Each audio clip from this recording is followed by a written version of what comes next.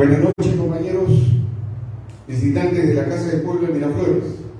Nuevamente un martes de fraternidad y de presencia solidaria de los militantes apristas que vienen de diferentes distritos a acompañarnos a esta casa.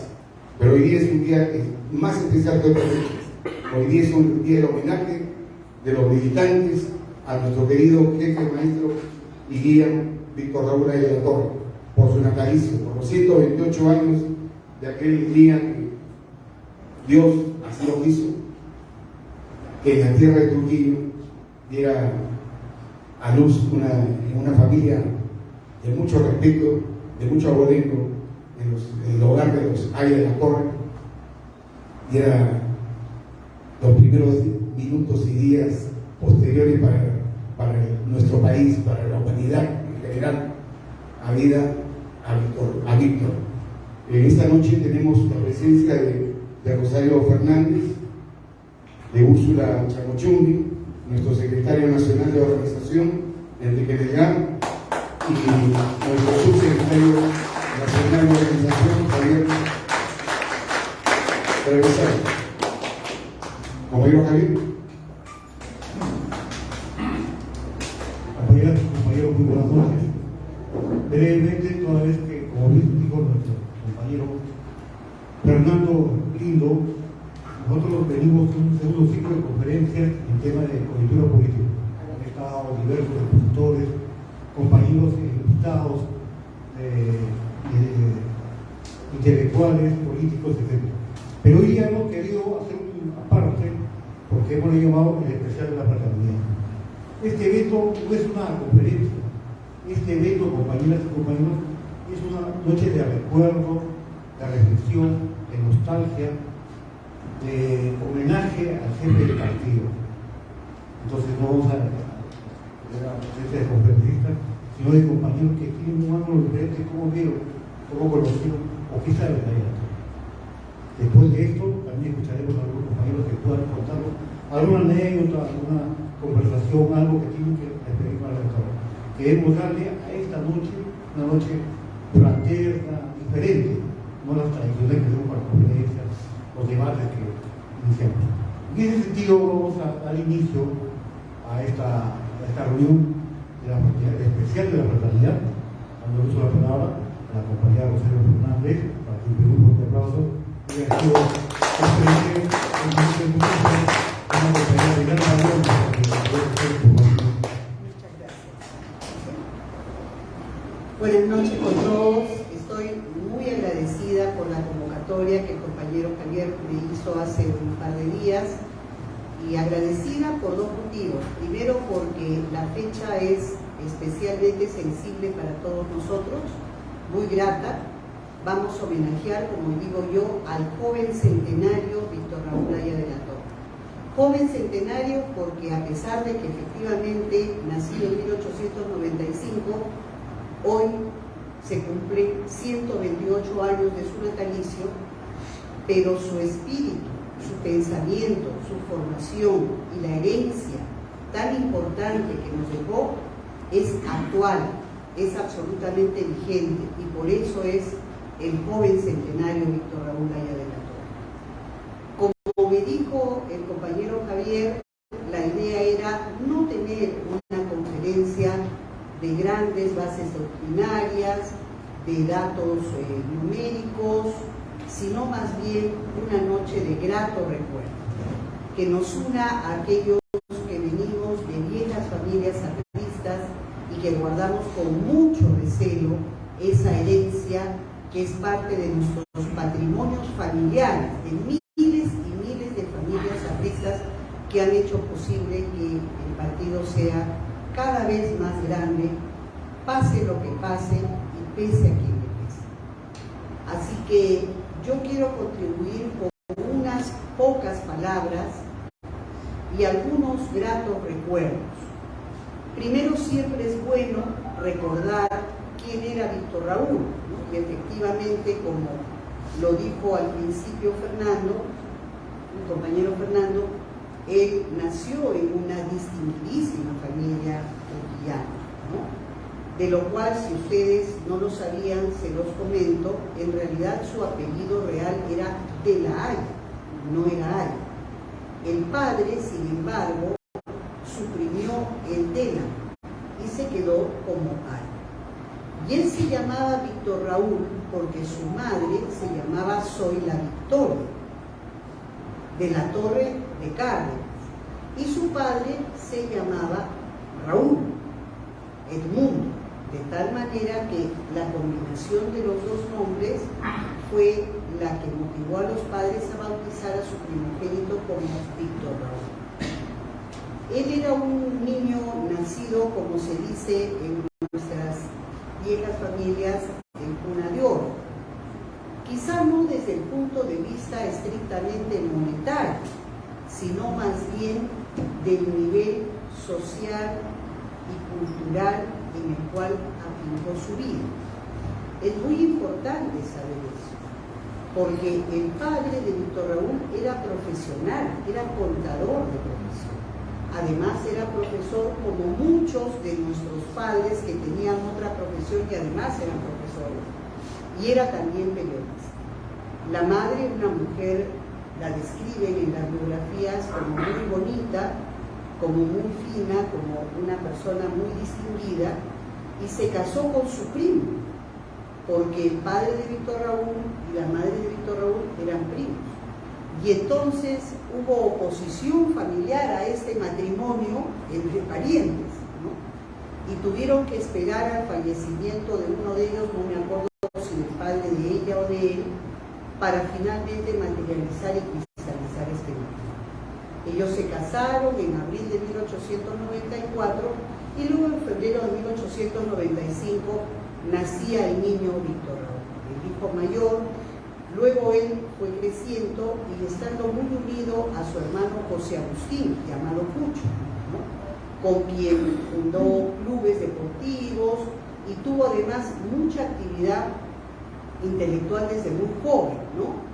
Él era un frecuente visitante, un asiduo lector de la biblioteca de la Liga de Obreros y Artesanos en Trujillo, donde empezó a alternar con los obreros azucareros de la región, que en ese entonces eran una fuerza obrera muy poderosa, porque era una de las actividades industriales más importantes del país. Él estudió en lo que se llamó el Seminario de San Carlos y San Marcelo, donde fue formado por los frailes franceses. Y curiosamente, los frailes franceses le brindaron, por supuesto, una formación y una cultura francesa muy acartonada y muy protocolar, ¿no? Con la cual él desde jovencito empezó sutilmente a discrepar, siempre muy respetuosamente, pero dejando ya la huella de su vocación distinta y revolucionaria desde el punto de vista del campo. A mí me impactó mucho saber que cuando él decidió dejar Trujillo, sus amigos del círculo intelectual de Trujillo le hicieron una especie de despedida. Y en esa despedida, quizás ustedes lo saben, pero lo recuerdo porque las frases son muy nobles. César Vallejo estuvo presente y declamó lo siguiente. Dijo así: yo, poeta, dijo, brindo mi copa por este pichón de cóndor. Yo, profeta, anuncio que volará muy alto y será grande, grande, grande. Qué palabras tan exactas, tan premonitorias para un personaje de talla universal como fue y es Víctor Raúl. Yo llegué a conocer a Víctor Raúl siendo muy niño, porque mis padres ambos, apristas, mis abuelos, los cuatro, apristas, y siempre digo mis bisabuelos no eran porque creo que todavía no se habían fundado a hablar, solo por eso. Pero yo llegué a conocer porque en ese entonces, cuando el partido se forjaba y se mantenía y trabajaba codo a codo con el esfuerzo personal de cada compañero y compañera, ¿no? Entonces, mi madre y mi abuela, junto con muchas otras compañeras, hacían los queques y los sanguchitos y los dulcecitos para llevar a vender a la kermés. Y con eso producir lo necesario para mantener al partido y, por supuesto, a las actividades correspondientes. Yo era muy chiquita, pero lo recuerdo muy bien. Se hizo una kermés y acompañé a mi madre, que estaba en su caseta con mi abuela, vendiendo sus dulces, y yo molestaba porque quería que me compraran una manzana caramelada, que en esa época era muy común, y nadie me hacía caso. Mi papá estaba ocupado con los compañeros en otras cosas, mi madre vendiendo y mi abuela también, entonces no me hacían. Y yo lloraba al costado de una caseta porque no me compraban la manzana caramelada. Entonces, Víctor Raúl paseaba por este espacio de la kermés y se acerca, y yo en ese entonces era rubia natural, ahora ya no natural, en esa época, ¿no? Era rubiecita natural y tenía largas trenzas, y entonces se acerca y me dice: gringa, ¿por qué lloras? Y yo lo miro, pero yo no sabía quién era probablemente, ¿no? O sea, sí sabía que estábamos en una kermés. Y le digo: porque no me quieren comprar mi manzana, nadie me hace caso. Y entonces él se acerca y saca de su bolsillo, no sé cuánto sería, 50 centavos, no me acuerdo en esa época, y me compra mi manzana. Pero antes de eso me carga y me lleva al sitio de la manzana. Entonces, yo pagaría todo lo que tengo por esa foto que quien la había tomado cuando él me tiene cargado, ¿no? Por supuesto, mi madre y mi abuela dejaron de vender todo en ese momento para sus actividades, para ver esta escena, ¿no? Así que mi recuerdo de él es ese recuerdo grato de un hombre que se acerca donde una niña que no tiene ningún interés, por supuesto en ese momento en nada de política, sino solamente en su manzana caramelada, ¿no? Y yo recuerdo ese gesto cercano, noble, ¿no? Muy fraterno, ¿no? Y por supuesto, de allí en adelante ya mis recuerdos también están vinculados a mi padre en su actividad política en Víctor Raúl, yendo a Pachitea, su capital Panao, que era el pueblo de mi padre, la provincia de Pachitea, el Huánuco, ¿no?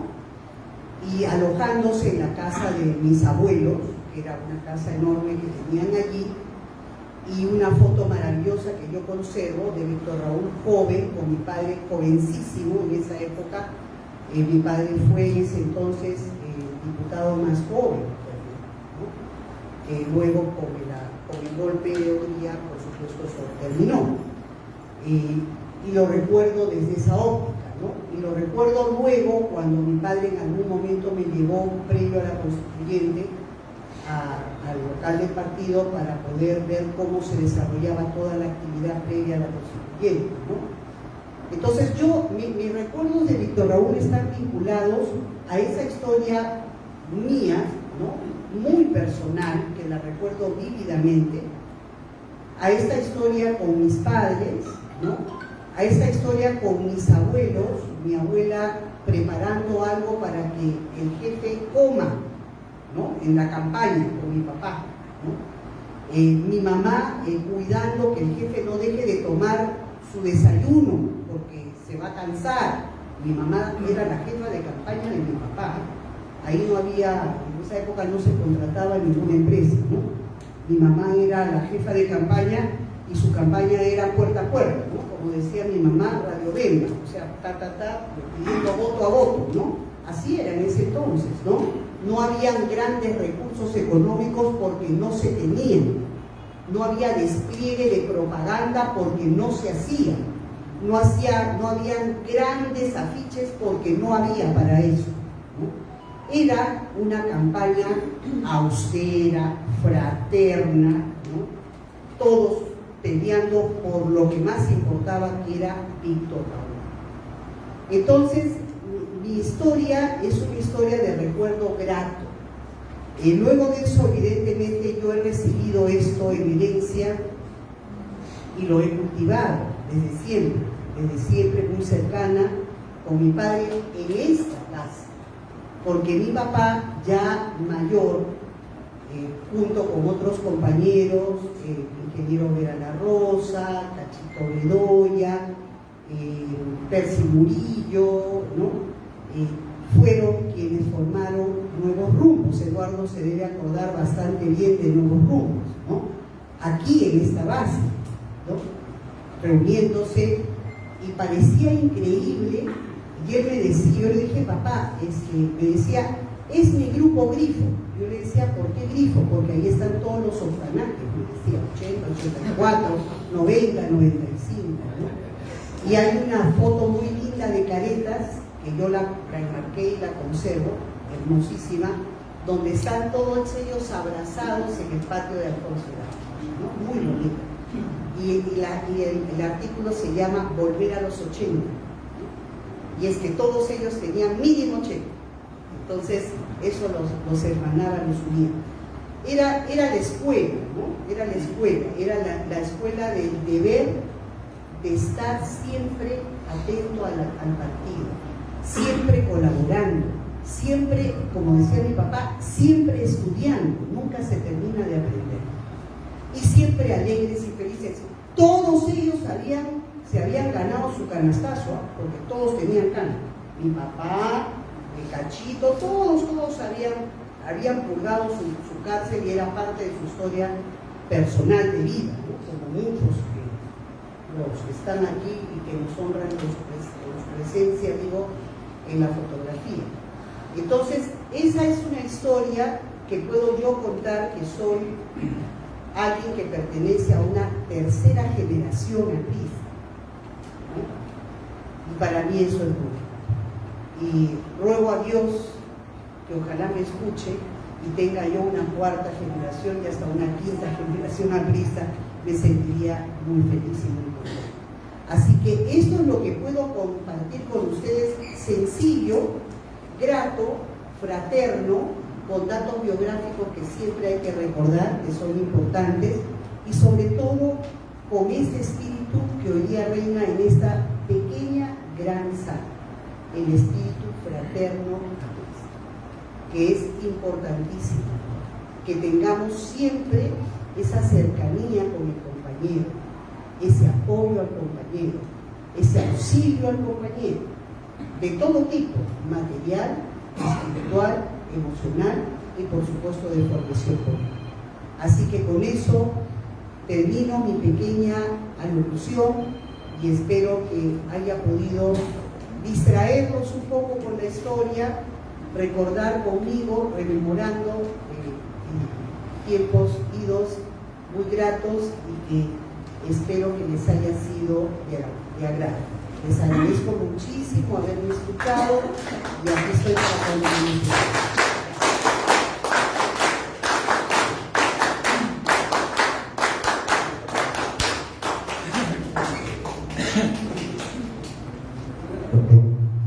Bueno, compañeras,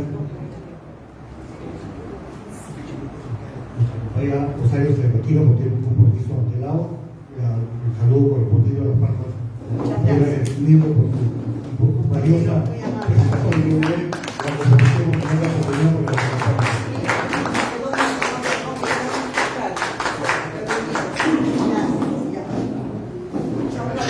Muchas gracias. Hasta luego.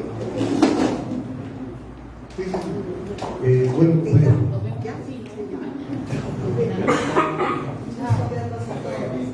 seguimos con los programas, compañeros.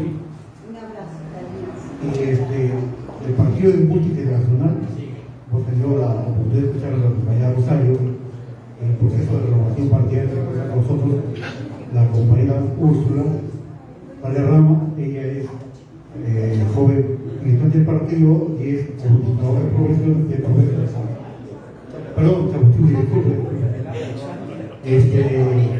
Ya entonces, recordamos hacer una presentación a la Maya, que nos va a dar una óptica diferente de lo que significa ahí a la torre, seguramente algo importante. Compañera, por favor.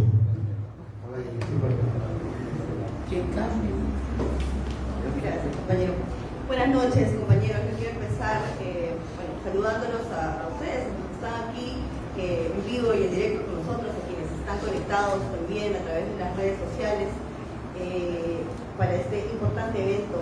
Quiero también agradecer al compañero Travesaño, al compañero Lindo por la invitación y bueno, emocionadísima, pues honradísima de compartir el panel con el secretario de Organización Nacional de Organización, con el compañero Enrique Gas, y bueno, con la compañera Rosario Fernández, sobre todo porque esta es una fecha importantísima, esta es una fecha que realmente a todos nosotros nos llena de orgullo, nos llena o hace que la mística en nosotros comience a fluir, ¿no? Es realmente muy grato para mí estar con ustedes, poder dirigirme a ustedes el día de hoy.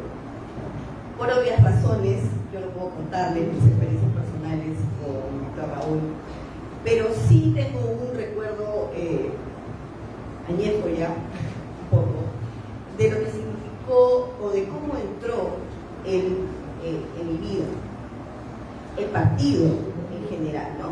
Yo vengo de una familia aprista totalmente, por el lado paterno. Yo recuerdo que las primeras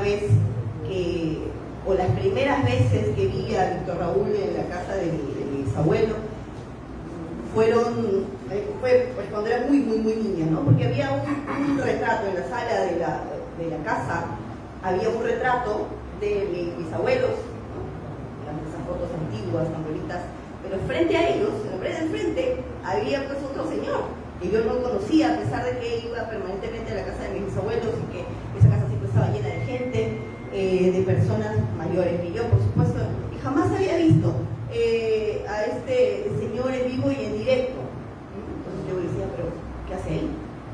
Un día se me ocurre preguntar, pues le pregunto a mi abuelo que quién era ese señor que estaba colgado en la pared y que yo no conocía. Y él me dice, ese es el jefe. El jefe, sí, él es Víctor Raúl. Y yo, bueno, un signo de interrogación inmenso en la cabeza porque hablaban como si yo estuviera en la obligación de saber, yo tenía 5 o 6 años, estaba en la obligación de saber quién era Víctor Raúl. Entonces, mi abuelo me dice, bueno, nosotros somos, tu abuelo ha sido, o es aprista, mi bisabuelo tuvo al momento de realizar más de 100 años y él fue aprista desde la fundación de la Playa de Trabajo hasta casi los 100 años en Cañete, movilizándose hasta Cañete, hasta casi los 100 años, por la labor que le había encomendado Víctor Raúl. Entonces, ese trabajo que él realizaba todos los días, aún siendo un anciano, con tanta fuerza, con tanta vitalidad, ese trabajo había marcado, por supuesto, a sus hijos. En la cárcel que él había sufrido también había marcado a su familia, a sus hijos, a sus nietos, a nosotros, sus bisnietos, ¿no? Entonces, mi abuelo me contó, así, de chiquita me contó que mi abuelo había estado en la cárcel, que había sido perseguido por sus ideas. Esa fue una frase que se quedó conmigo y que yo repetía permanentemente porque me parecía una cosa muy fuerte. Le daba un sentido muy fuerte a eso de estar en la cárcel por el hecho de luchar por tus ideales, por tener un pensamiento, una doctrina y ser perseguido. Por eso a mí me parecía, no sé, era fabulosamente rebelde, ¿no? Y para una persona, para un niño, para un joven, eso, en lugar de avergonzarme, era algo que yo repetía permanentemente, lo repetía cuando era niña, lo repetía en el colegio, lo repetía en la universidad, lo repetí muchas veces y jamás fue algo que me hiciera sentir menos ni que me avergonzara, al contrario. Esa fue la forma como me introdujeron al APRA, al partido, a Víctor Raúl, con esa fuerza, con esa mística de lo rebelde, de luchar por un ideal y que a pesar de las adversidades, ese ideal se mantuviera firme.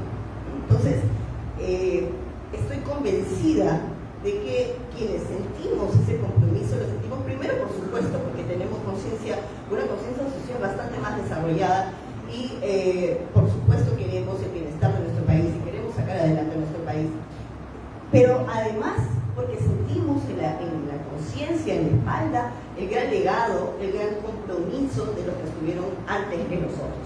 Entonces, ya sea porque en mi caso yo lo siento fuerte porque es el legado de toda una familia, ¿no? De mi abuelo, de mi bisabuelo, mi padre, mi papá, mis tíos. Somos aquí que sí lo sentimos en la espalda, como digo, como un legado al cual hay nada más en esa pared de años y años de inmensidad. Y sin embargo, tenemos una figura que es más grande que todos ellos, a pesar de que hemos tenido, no les tengo que contar sobre Alan García, sobre Luis Alberto Sánchez, no tengo que hablar de ellos, ustedes los conocen, pero esas imágenes inmensas, impresionantes que nosotros tenemos de políticos, de pensadores, de intelectuales, de luchadores sociales, todas esas son incluso menores que la figura de Víctor Raúl Laya de la Torre. No hay una figura más completa en la política, no solo nacional, sino a nivel mundial, que Víctor Raúl Laya de la Torre. Entonces, yo creo que esta figura extraordinaria que perdura en la mente de nosotros como apristas, pero también en la de los no apristas, no hay una sola persona. Puede ser que exista la mezquindad de quienes no quieren reconocer su gran legado, de quienes no quieren reconocer su gran lucha, pero no hay una sola persona en este país que pueda decir o que pueda quejarse, que pueda decir algo negativo de Víctor Raúl. Entonces, yo quiero resaltar hoy tres aspectos importantes de su figura. Porque, por supuesto, nosotros conocemos al político, al gran pensador, pero yo quiero hoy fundamentalmente rescatar estos tres aspectos. Primero, su espíritu de lucha, ¿no? Sabemos por la historia todas las vicisitudes por las que tuvo que pasar más de la mitad de su vida, pero incluso ahí, él en el año 65, ya cuando tenía 70 años, ¿no? en una de las celebraciones por su natalicio y frente a una multitud de apristas, recordaba su camino hasta ese momento, hasta los 70 años, o describiéndolo como alegre en la memoria, ¿no? No estaba molesto, no estaba amargado, ¿no? A pesar de haber sufrido persecución, a pesar de haber sufrido encierro, a pesar de haber tenido que vivir escondido, asilado, 70 años, y ese señor no estaba amargado, no tenía rencores, no culpaba al resto por lo que había tenido que pasar en esta vida, ¿no? Él lo describía así, alegre la memoria, ¿no? Porque había que descansar luchando. Entonces, esa fuerza, ese espíritu que él emanaba, a pesar de todo, a pesar de lo que, como les digo, muchos de ustedes deben conocer por historia propia, muchos de nosotros hemos tenido a nuestra familia en la cárcel, muchos otros han perdido abuelos, padres, esposos, hijos, en esta lucha que significó el APRA en el siglo XX. Entonces, a pesar de todo eso, este hombre seguía intentando, seguía luchando, seguía caminando, seguía trabajando. Y esto me lleva al segundo punto. El segundo punto, su profundo amor por el Perú. Una persona no puede hacer todo lo que hizo él si es que no ama profundamente a su país. Él creó un partido político para poder sacar adelante a quienes no tenían voz, a quienes no tenían esperanzas, a quienes no tenían ayuda, y todo esto era, por eso todas estas personas, todos estos, los nadies, ¿no? Ellos fueron los que formaron parte de su ejército, ellos fueron sus rebeldes, ellos fueron los que dieron incluso su vida por su proyecto, por sus sueños, por sus ideales. profundo amor por el Perú. También una forma de demostrarlo es el hecho de no quedarse en una sola fórmula, ¿no? Yo pienso esto, mi doctrina es esta, como ahora vemos los marxistas, los comunistas, mi doctrina es esta, ahí me quedo, no me importa si está bien, si está mal, no interesa, porque a mí se me ocurrió, porque yo lo digo y todos tienen que seguirme, ¿no? El que me quiera seguir, me tiene que seguir, me va a seguir bajo estos lineamientos. Así se haya comprobado, o hayan comprobado si haya buenos. En su caso, su amor lo impulsaba a ser mejor, a pensar mejor, a plantarse en su realidad en lugar de estar exportando. Por supuesto que él viajó por todo el mundo, vio otras realidades, conoció a muchísima gente que logró alimentarlo, conoció muchas realidades, vio revoluciones. Entonces, por supuesto que traía un poco de todas partes, pero nunca dijo lo que ha funcionado para otros va a funcionar también para nosotros. Eso no sería muy inteligente. Lo que hizo él inteligentísimamente, lo hizo con mucha inteligencia, fue adecuar estos pensamientos, estas soluciones a la realidad de nuestro país. Y no solo eso, sino que comprender que por mucho que él hubiera pensado de determinada manera en algún momento, estas formas igual podían cambiar, igual podían evolucionar, igual podía salir por ahí otra solución, otra forma de ver las cosas. Y nos legó, por supuesto, el fabuloso espacio histórico, que es realmente es pensar más allá, o sea, no pensar en mí, en mi ego, en el hecho de que yo soy un gran pensador y yo tengo las soluciones. No, las soluciones se van presentando, las voy adecuando, puedo incluso tener a otras personas alrededor que van a alimentar esto, ¿no? Y esas cosas solamente se hacen así de bien cuando uno tiene cuando uno quiere algo superior, cuando uno quiere realmente hacer un cambio, cuando uno quiere realmente solucionar los problemas. Esto, efectivamente, me lleva al punto 3, su integridad. Su integridad, de la que, por supuesto, todos hemos oído hablar, todos nos conocemos, todos hemos sido de alguna manera partícipes de esto, pero me lleva lamentablemente a comparar qué cosa, a expensas de quienes estamos en este momento, de quienes hemos estado a lo largo de la historia, y a ver esta figura que resalta entre todos estos políticos, o así llamados políticos, pero teniéndolo a él a un lado como una persona totalmente honesta, como una persona incorruptible. Y esto se entrelaza con el punto 2, el hecho de querer el bien para su nación, de querer el bien para su continente, para poder salir todos juntos adelante.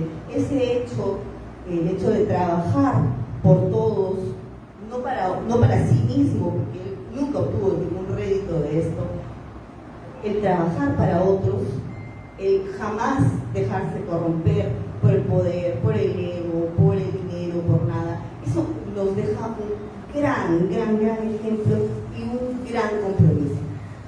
Porque nosotros sí podemos decir que tenemos un líder extraordinario, que no solamente fue un gran pensador, que no solamente fue una persona brillante, un genio, un excelente líder, no, también fue un hombre íntegro, también fue un hombre honesto, también fue un hombre incorruptible, un hombre que jamás le aceptó al Estado más que un solo.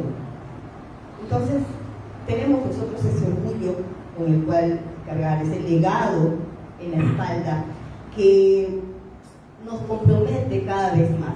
Nos compromete porque tenemos esa figura, por supuesto que también tenemos otras tantas, tenemos mártires, tenemos héroes incluso entre nosotros, pero la figura de Víctor Raúl es la que está por encima de todos, es la que nos hace pensar, la que nos hace trabajar, la que nos hace luchar para que sus ideales, que son también los que nosotros compartimos, prevalezcan y de una vez por todas realmente nos ayuden a sacar adelante este país, que es por supuesto lo que todos queremos a través de la doctrina del partido que él fundó. Entonces, yo quiero, antes de terminar, quiero resaltar la visión de las personas que me acompañan al permitir que haya un pequeño espacio para la juventud que era tan importante para Víctor Raúl. Porque no solamente se trata, o para ellos, en la visión de los organizadores, no solamente se trata de lo que podamos contar o de lo que puedan contar quienes lo conocieron, quienes compartieron con él, que tuvieron la grandísima suerte de compartir con él, sino también de la visión de los mismos heredados, este trabajo de los mismos heredados, esta gran figura, que a pesar de no haber podido estar presentes en alguna charla, en alguna conversación, en alguna llamada de atención, lo que fuera del jefe, sí tenemos que vivir a través de lo que nos dejó escrito, a través de sus discursos, a través de toda su obra. Todavía tenemos algo que decir, tenemos algo que aprender y tenemos sobre todo mucho que hacer. Entonces yo quería presentar esa visión y para terminar los invito, compañeros, a rendir homenaje permanentemente al jefe a través de nuestras acciones. No nos olvidemos que nosotros cargamos un legado importantísimo, enorme, que él siempre tiene que guiar nuestros caminos, tiene que guiar al partido. Entonces no nos olvidemos de eso, porque no solamente él, sino también todos los mártires que estuvieron con él nos están mirando. Gracias.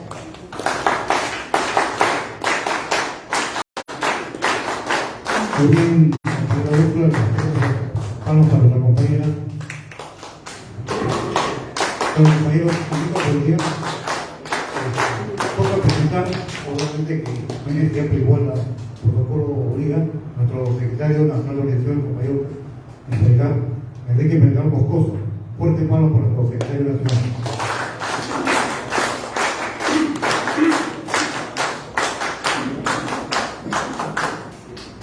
Compañero secretario nacional de sindicatos, compañero Eleodoro Calderón, compañero secretario general de la base antiquiona, compañero Alberto Saco, compañeros secretarios generales distritales de San Borja, Surco, La Molina, de dos más compañeros, compañero Fernando Lin,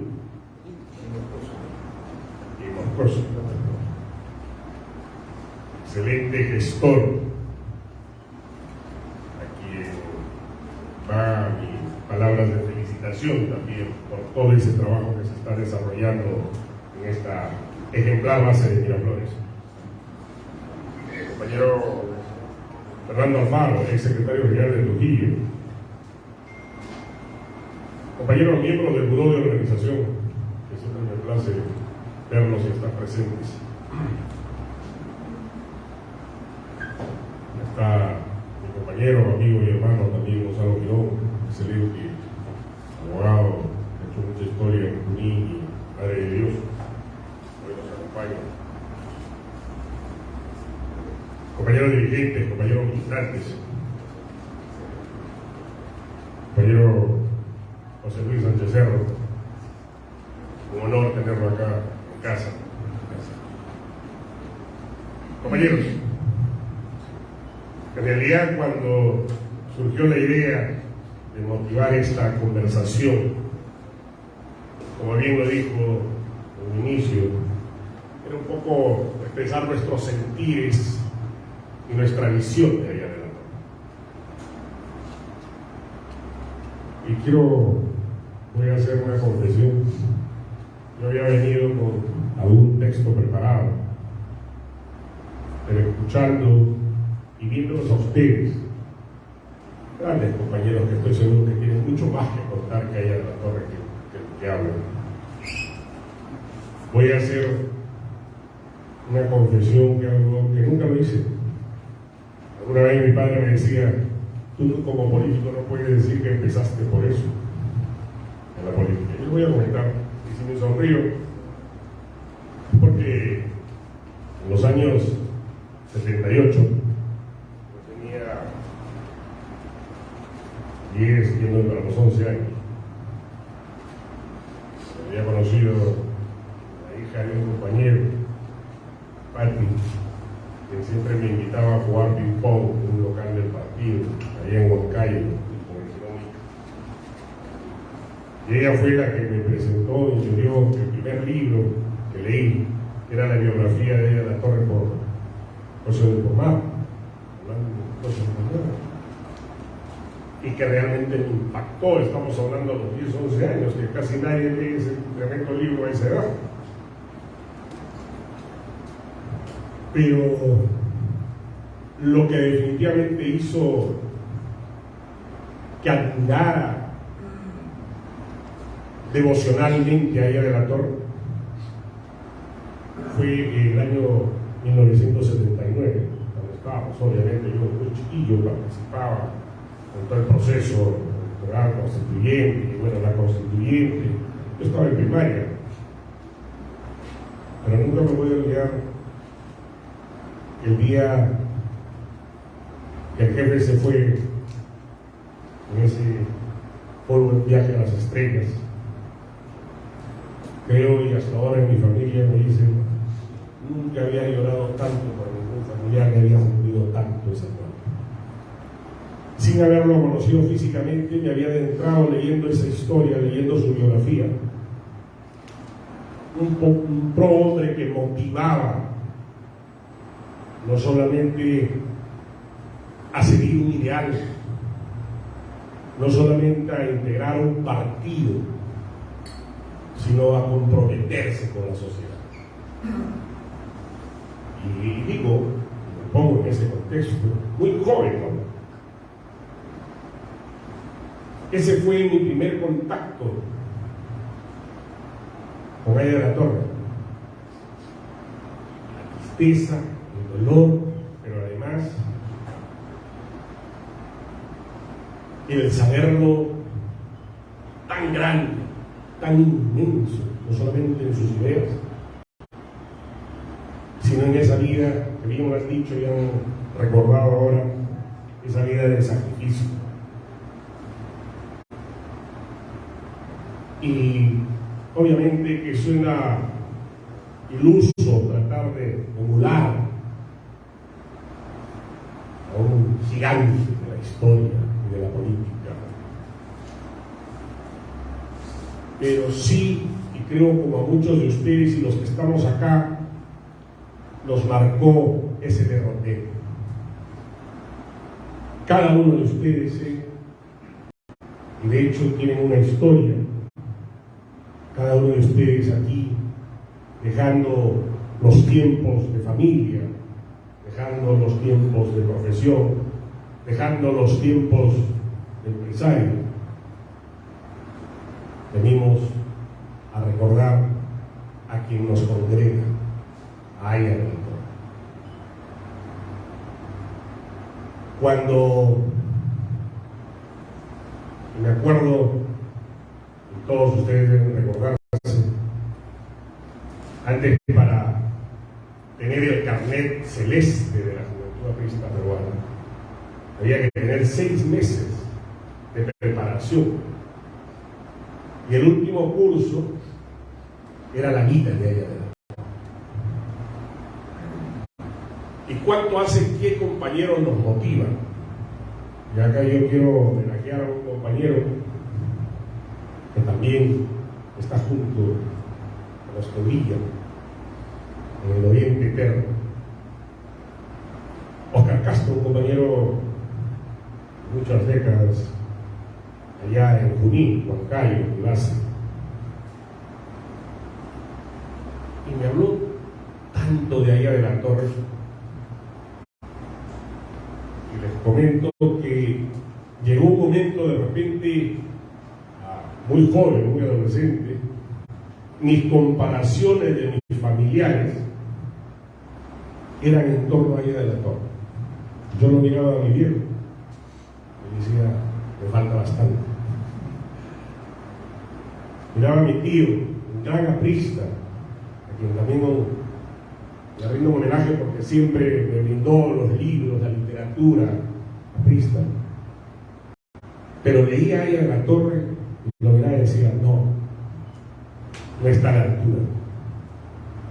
Fíjese a qué extremo llegaba esa admiración por ese pro.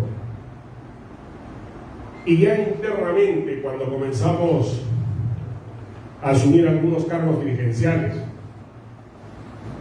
tuve la suerte de empezar en el SEA también, luego Cajab, luego del Cuba, siempre era un permanente, por decirlo, mirarles al espejo y decir: ¿hasta cuánto o hasta cuándo podemos llegar a imitar o tratar de hacer como ese? Inalcanzable, pero motivador y presente, y quien nos transmitió, y esa es la grandeza, creo, de Águila de la Torre. Bien claro, lo ha dicho Úrsula, no solamente nos legó ese espíritu de lucha, no solamente nos legó ese amor por el Perú, no solamente nos legó esa integridad, sino por sobre todo tuvo la capacidad de transmitirnos en ese soplo divino, a través de la historia, a través del tiempo, a muchos, y darnos el coraje como los que tuvieron los del 32 de dar su vida por un ideal en Trujillo, como los que tuvieron muchos en la época subversiva, en la época del terrorismo, de entregar su vida por un ideal, como los que tuvieron muchos hoy, hace unos años atrás, 2, 3 años, en plena pandemia, médicos y enfermeras, compañeros, asumiendo ese reto, pero por ese ejemplo vivo que había ahí en la Torre. Creo que ahí está la grandeza de ese hombre. Nos motiva a seguirlo, nos motiva a estar permanentemente tras esa figura, quizás inalcanzable en su grandeza, pero que permanentemente es un acicate para seguir nosotros adelante. Hoy, vuelvo a reiterar, tenía de repente otro mensaje, pero viéndolos, escuchando, no me queda más que hacer ese catarsis y solamente reafirmar no solamente mi admiración enorme por Águila de la Torre, sino también esa convicción que si nosotros queremos darle un homenaje, es tratar de cumplir con los que menos tienen, es tratar de cumplir con esa permanente búsqueda de la justicia social, de encontrar ese pan con libertad. Y más aún cuando por circunstancias del destino nos toca la responsabilidad de estar en la organización del partido en estos momentos críticos, orgánicos. ¿Cómo no tener la fuerza de saber que de repente cuanto más difícil es mucho más motivador para poder salir adelante y para poder construir el APRA que no solamente esperamos los militantes, el APRA que hoy vuelve la mirada del ciudadano, el APRA que a nivel continental, mejor, como veo a mi compañero erudito en todos los temas latinoamericanos, trascendió fronteras, trascendió lo que él llamaba nuestros espacios y tiempos históricos. Ya pasaron las épocas en que morían por un ideal, ya pasaron las épocas en que nos mataban por un ideal. Hoy hay nuevas épocas, nuevas revoluciones tecnológicas donde las nuevas generaciones tienen que darnos ese derrotero. Y es por eso que uno de los convencimientos que tenemos es que debemos dar ya el APRA. Y reitero a veces a nosotros, no es que pensemos en un APRA 2, sino debe evolucionar a un APRA 2.0, un APRA que esté acorde con los tiempos, porque eso fue ahí de la Torre. Un APRA que siempre pudo ver y dejarnos, no para atarnos en los conceptos, sino para desarrollarnos en nuestras realidades, con nuestras bases ideológicas. Hoy creo que con el corazón palpitante todos podemos decir: Víctor Raúl no ha muerto, Aya sigue siendo el jefe. Compañero Víctor Raúl, compañero Víctor Raúl, compañero Víctor Raúl. Muchas gracias.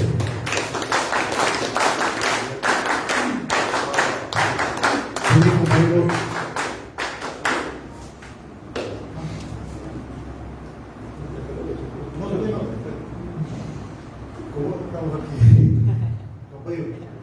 Como habíamos señalado, este formato especial de fraternidad no es que la simple escucha de una conferencia, que no ha sido un intercambio de experiencias, de opiniones, de distintas cuestiones.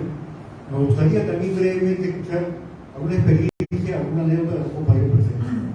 Obviamente muy brevemente, no a los compañeros presentes, pero me gustaría escucharlos, pero con la promesa que sea breve, compañeros, si no... Muchas gracias. Voy a ser sumamente breve. Quiero felicitar a los compañeros ponentes, muy amenos, muy gracias. Voy a ser muy breve. Voy a contar dos anécdotas en la vida de Víctor Raúl. Lo cuenta César Vallejo, en una carta que Vallejo le envía a un amigo suyo en el Perú. Cuando Aya de la Torre estaba en Europa, como todos sabemos, mantenía mucha amistad con intelectuales, políticos, pensadores, incluso mantenía debates, intercambio de ideas y correspondencia epistolar. Se encontraba en un parque, muy breve a hacer, con André Breton, premio Nobel de Literatura, y empezaron a jugar como dos niños. Se abrazaban, se reían, se bañaban en el pan. Vallejo lo mira a lo lejos y no lo distinguía. Se va acercando y se sorprende gratamente de que era Aya de la Torre con André Breton. Y eso Vallejo lo cuenta muy emocionado en una carta. La segunda anécdota, muy breve, en el año 78, cuando el maestro va a Houston a ser tratado de esa penosa enfermedad que lo vence, llegando al hospital de Houston, a la clínica Houston, el mar de periodistas, la gente, muchos se acercaban a saludar a Víctor Raúl, y una mujer ya mayor, entre la multitud, hacía lo posible por acercarse a Víctor Raúl. Logra, en su intento, hacía empujones, y se acerca a Víctor Raúl y conversa con Víctor Raúl brevemente y se ponen a llorar. Los dos están en alto, al jefe y a esta señora. Entonces, los que estaban al lado de Víctor Raúl pensaron que se trataba de una poetisa, de una intelectual, de alguna personalidad que conocía a Víctor Raúl. Y le dice el jefe: ¿quién es la señora que se abrazó con usted y tan emocionada? Y él le dijo: ella es la hija de Julio Antonio Mella. Ya sabemos quién fue Julio Antonio Mella, porque a Julio Antonio Mella lo tuvo a Víctor Raúl en su casa, hospedado meses en Cuba. Y esta niña, o esta señora que lo fue a abrazar, era una niña. Y la última anécdota: Víctor Raúl viaja a Argentina y le dice José Ingenieros a Víctor Raúl, porque Víctor Raúl le cuenta que ha venido un plenipotenciario, creo que fue ministro de Educación, de Hipólito Yrigoyen, y le dice: Víctor, ¿qué está contando en el libro de Felipe José Pomar? Víctor Raúl le dice: sí, Víctor, ve, reúnete, escúchalo a José Ingenieros. Y cuando se entrevista con José Ingenieros emocionado, distinguido por la personalidad de Víctor Raúl, por su empatía, por su liderazgo, le dice: consejo de amigo y de viejo, que vuestra vida sea una línea recta. Muchas gracias.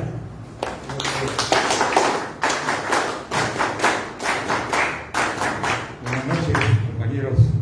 Los felicito a todos por su brillante disertación sobre Víctor Raúl.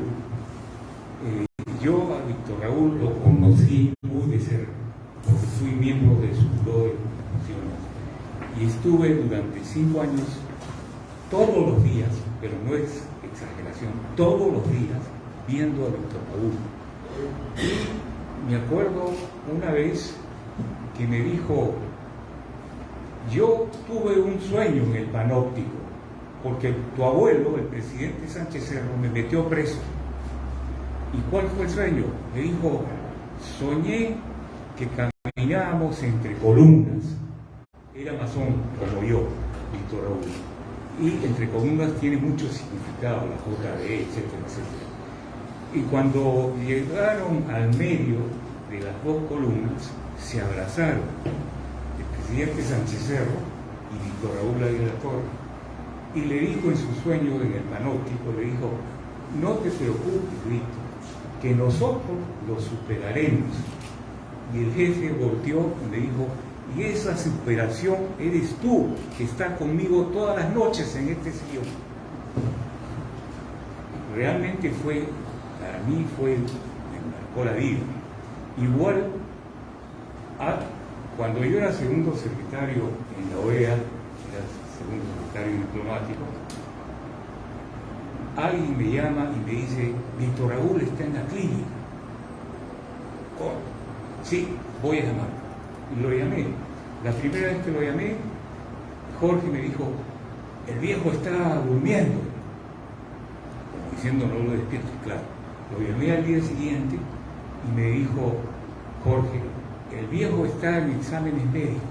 Okay. Y al tercer día lo llamé y me dijo: el viejo ya sabe que lo has llamado y te va a atender porque está despierto. Entonces me pasó y recuerdo sus palabras hasta ahora porque se me quedaron grabadas. Me alegro que sigas estando con los que siempre hemos luchado. Nada más. Y después murió Víctor Raúl, ya es parte de la historia del Perú, obviamente. Pero yo quería mencionar estas dos anécdotas con Víctor Raúl, a quien conocí muy de cerca y a quien vi todos los días durante 5 años que iba al partido o a Villa Mercedes. Él me dio permiso en público para ser diplomático de carrera, porque yo se lo pedí y se lo dije en público. Y él me dijo: en tiempos adversos, la dictadura militar, los miembros del partido debemos estar en todos los órganos del Estado. Y ese fue su mensaje. Entonces, yo he querido traer esas dos anécdotas que han sido directas con Víctor Raúl, con quien crecí y tengo 55 años en este partido que es mío desde los 17 años de edad. Y quería traerlo. Yo he venido solamente por una semana. Yo vivo en Ecuador porque soy el secretario general de la Comisión del Pacífico Sur, elegido por los países miembros. Yo he venido solamente por una semana y he tenido la suerte de encontrarme con ustedes y de encontrar con un acto tan simbólico del partido que es este. Y quería hacerme partícipe con todos ustedes por mi vivencia con Víctor Raúl, que fueron 55 años de vida. Muchas gracias, compañeros.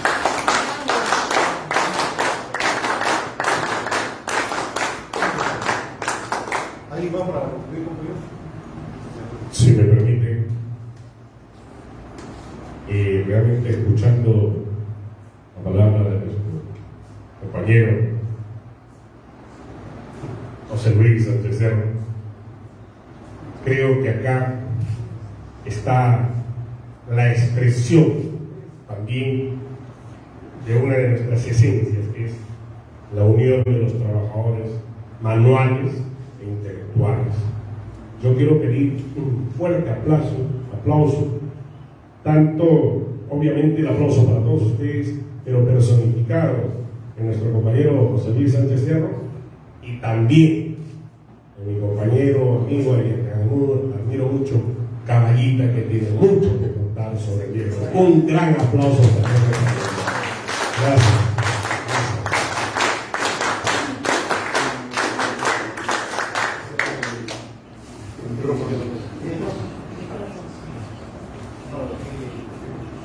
Gracias.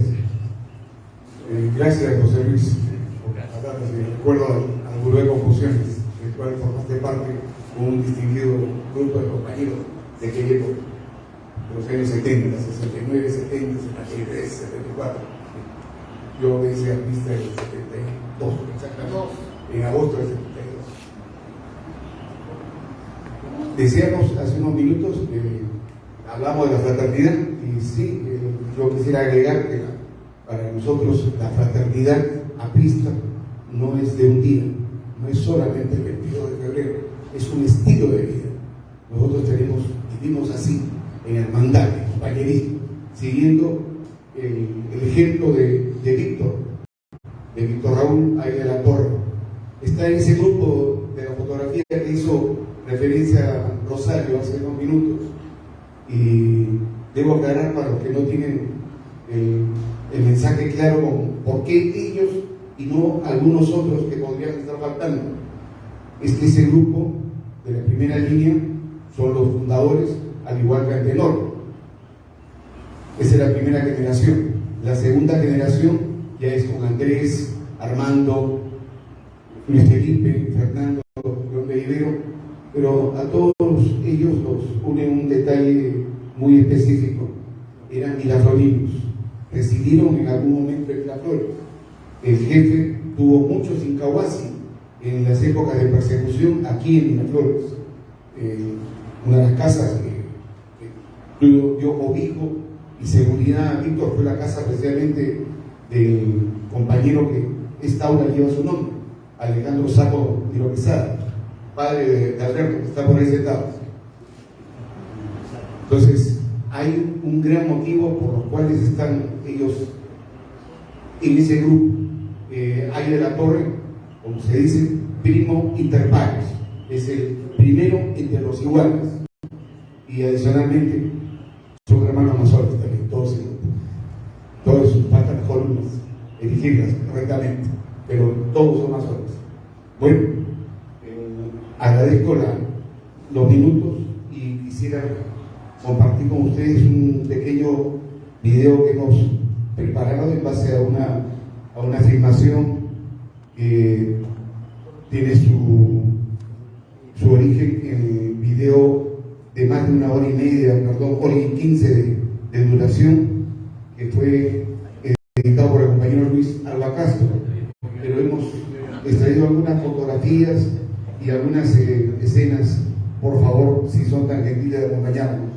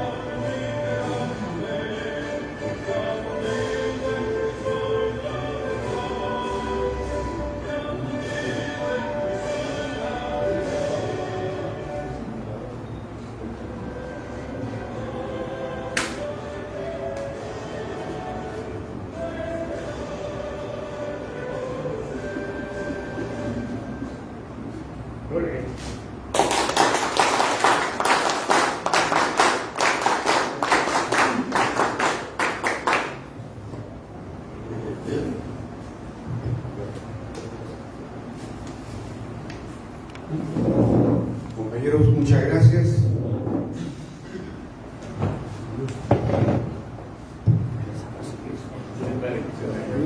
Señor compañero, vamos a terminar la parte popular del evento antes de compartir que nos ofrece José Luis Flores. Antes de cantar a la marsellesa, con entusiasmo